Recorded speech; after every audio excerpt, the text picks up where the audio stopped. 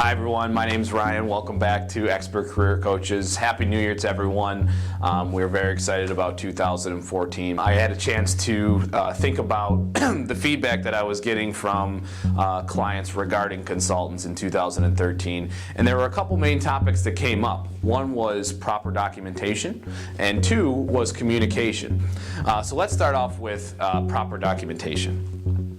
Now, I believe that one of the reasons why this was complained about was because it may tend to get overlooked when you're on site at a client because there's so much going on. A client is not only looking for you to come on and utilize your subject matter knowledge and your skill set to drag this project across the finish line. They are also hoping that you're documenting best practices and procedures to help them in the future. I had a complaint from more than one client this year because they kept coming to me with full-time positions and not consultant positions.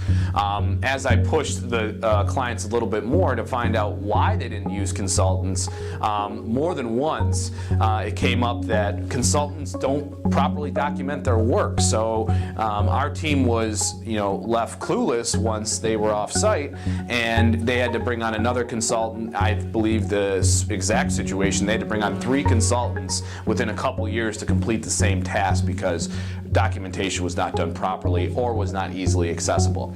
Make sure you are taking those extra steps or extra hours to properly document your work, so not only you're helping out on the project currently, but you will help out for future issues if they arise for the team. They can easily go back, review your work, and fix the problem. The second is communication. This especially for traveling consultants, but all consultants.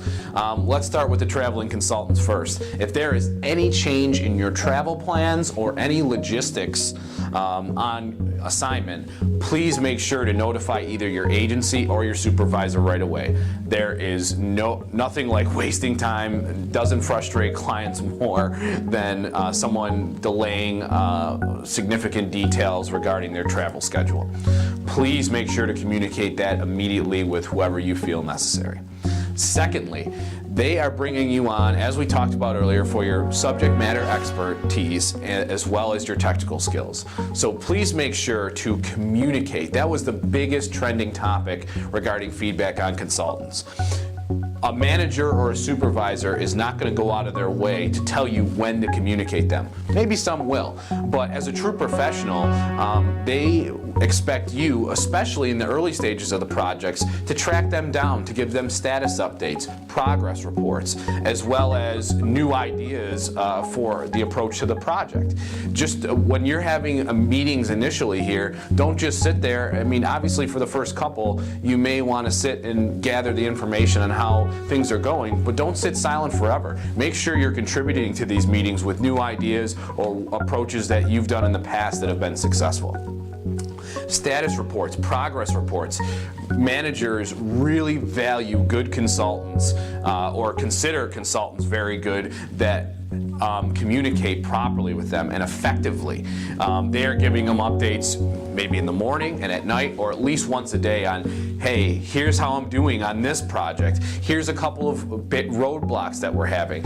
Here's a couple of new ideas that I'm coming to the table. These types of language and phrases are things that managers want to hear from you. So please do not hesitate or take documentation and communication for granting, because this could very well separate you from the rest of the consulting pack. Thank you so much for stopping by again. I hope this helps, and stay tuned for more in 2014.